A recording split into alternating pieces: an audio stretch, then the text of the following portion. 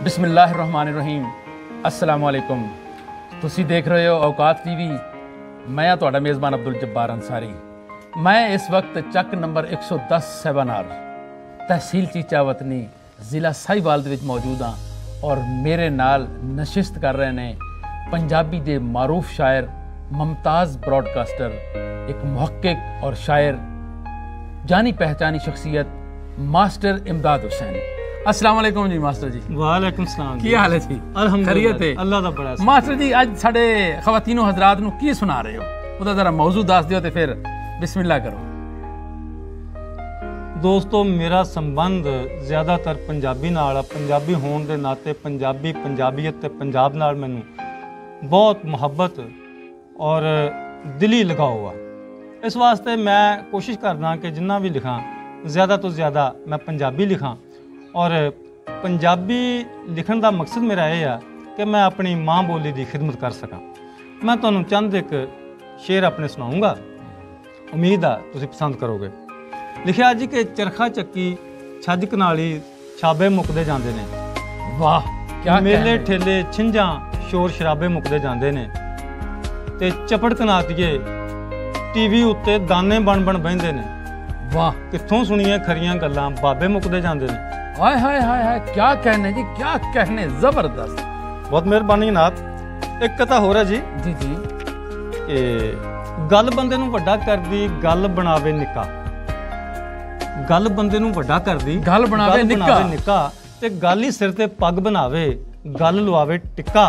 ओहो ते हुक्का पींदे एक बाबे ने मैनू ये गल दसी बेगल्ला बेअणखा बंदा जिवें तमाकू फिक्का। वाह क्या कहने जी, जबरदस्त जबरदस्त, क्या बात है मास्टर जी। पंजाबी ज़बान के हवाले नाल जी एक नज़म पेशे खिदमत है। अर्ज किया जी कि बोल मेरे पंजाबी भाई किस कारण तू जून वटाई। और देश ने तेनू सब कुछ दिता सिर तेरे ते पग बनाई ते मोढे तेरे साफा धरिया खुस्से तेरी टौर बनाई। वाह वाह जी वाह। पक्की पीढ़ी बोली तेरी वाह तेरे गीतां धुम मचाई। हाँ ते अपनी बोली बाणा छड्ड के क्यों तू अपनी शान गवाई। कित्थे तेरा लाचा कुर्ता कित्थे गई तेरी वड्याई। की अपना तू हाल बनाया तेड़ दसांगी गल विच फाई। ओ वाह जी वाह क्या मेहरबानी, बहुत जबरदस्त। की अपना तू हाल बनाया तेड़ दसांगी गल विच फाई।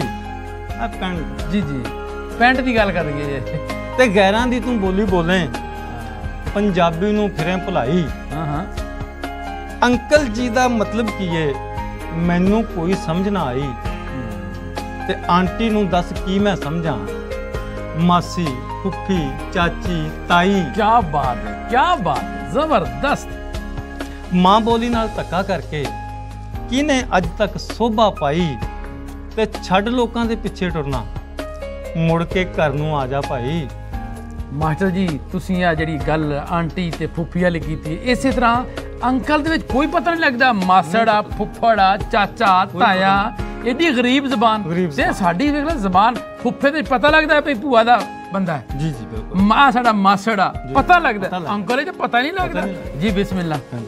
अंकल जी दा मतलब की है मैनू कोई समझ ना आई आंटी नू दस की मैं समझा।